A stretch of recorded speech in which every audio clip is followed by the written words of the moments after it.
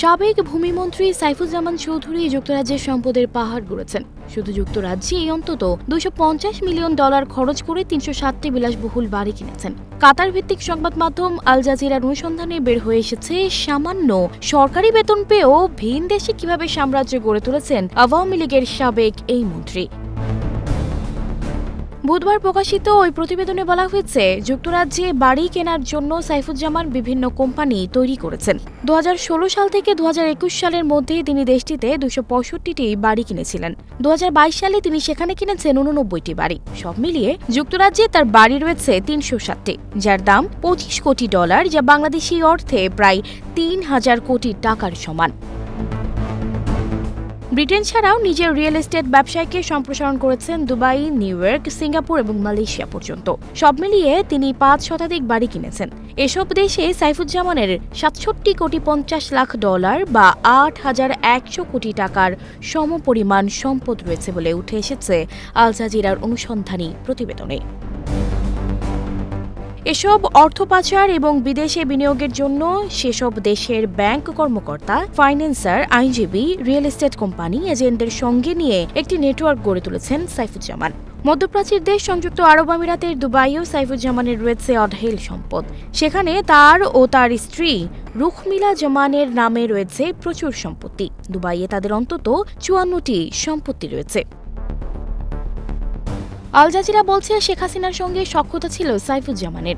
গোপন ক্যামেরায় ধারণকৃত ভিডিওতে তাকে নিজেই এই স্বীকারোক্তি দিতে দেখা যায়। সেখানে তিনি বলেছেন, তার বাবা শেখ হাসিনার খুব কাছের লোক ছিলেন, তিনিও তার কাছের লোক, শেখ হাসিনা তার বস। শেখ হাসিনা জানেন যুক্তরাজ্যে তার ব্যবসা আছে। সাইফুজ্জামান চৌধুরী 2017 সালের দিকে সম্পত্তি কেনা বাড়িয়ে দেন। 2019 সালে যখন তিনি মন্ত্রী হন, তখন এটি আরও বাড়ে। গত বছর বিনিয়োগকারীর ছদ্মবেশে তাদের সাংবাদিক সাইফুজ্জামানের $14 মিলিয়ন বাড়িতে যায়। ওই সময় ছদ্মবেশী সাংবাদিকদের সাইফুজ্জামান বড়াই করে জানান, তিনি কুমিরের চামড়ার হাতে তৈরি জুতার ওপর হাজার হাজার ডলার খরচ করেন এবং লন্ডনের সবচেয়ে দামি দোকান থেকে ইতালিয়ান স্যুট তৈরি করে পড়েন।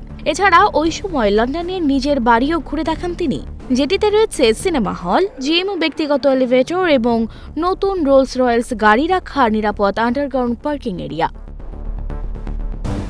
সাইফুজ্জামান আল জাজিরার কাছে দাবি করেছেন, যুক্তরাজ্য, যুক্তরাষ্ট্র ও আরব আমিরাতে নিজের বৈধ ব্যবসার মাধ্যমে এই সম্পদ কিনেছেন তিনি। বিদেশে সম্পদ ক্রয়ের ক্ষেত্রে নানান ব্যবসা থেকে আয় এবং ব্যাংক ঋণের মাধ্যমে সেগুলো কিনেছেন বলে জানিয়েছেন সাইফুজ্জামান। দুবাইয়ে ব্যবসার মাধ্যমে করা আয় যুক্তরাজ্যে নিয়ে সম্পদ কিনেছেন, এমনটি দেখানো হলেও বাংলাদেশ থেকে দুবাইয়ে অর্থ পাচার হয়েছে বলে উঠে এসেছে প্রতিবেদনটিতে। এসব সম্পদের কোনো কিছুই সাইফুজ্জামান বাংলাদেশে তার বার্ষিক আয়কর রিটার্ন বা নির্বাচনী হলফনামায় কখনোই উল্লেখ করেননি। এদিকে বাংলাদেশের অন্তর্বর্তী সরকার তার বিরুদ্ধে অর্থ পাচারের অভিযোগ এনে তদন্ত শুরু করেছে। ইতোমধ্যে তার ব্যাংক অ্যাকাউন্ট জব্দ এবং তার পরিবারের মালিকানাধীন UCBL ব্যাংকের নিয়ন্ত্রণ নিয়েছে। এছাড়াও ছাত্র জনতার প্রবল বিক্ষোভের মুখে যখন শেখ হাসিনা পালিয়ে ভারতে চলে যান, তখন সাইফুজ্জামানও দেশ ছেড়ে চলে যান। সানজিদা রহমান, প্রবাস খবর।